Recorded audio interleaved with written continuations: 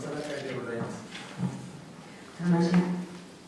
Selamat siang para hadirin yang saya hormati. Nama saya Sadakari sebagai Wakil Wali Kota Fukuoka. ジャカルタを訪れるのは28年ぶりです。大変な変わりようです。私はこの福岡アジア文化賞制定の契機となりましたアジア太平洋博覧会で働いておりました。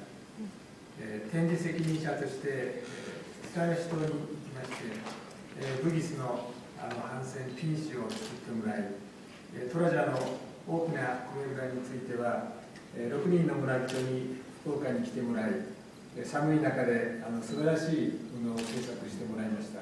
本当に良い思い出です。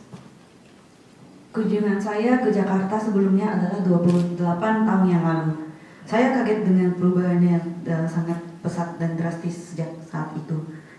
Ketika itu saya bekerja di Asia Pacific Exhibition yang merupakan cikal bakal Fukuoka Prize ini.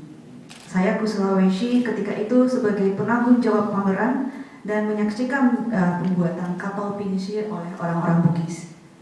Kami Pungu dan 6 orang penduduk desa dari Toraja untuk dibuatkan lumbung padi besar di sana yang luar biasa dalam walaupun dalam suhu yang sangat dingin. Kenangan yang sangat indah bagi saya. トラジャの村では鶏の時の声で目を覚ましたものですが、今朝はコーランの響きの中で目覚めました。ここはイスラムなんだと実感した次第です。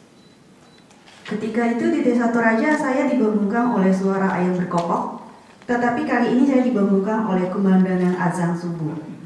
Dengan demikian, saya jadi benar-benar ingat bahwa saya sedang berada di dunia Islam.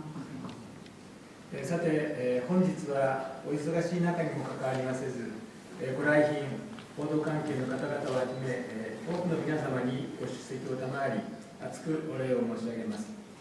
また、本日の開催にあたりましては、インドネシア国立イスラム大学ジャカルタ校、在インドネシア日本国大使館の皆様など、関係者の方々に多大なご尽力を賜りました。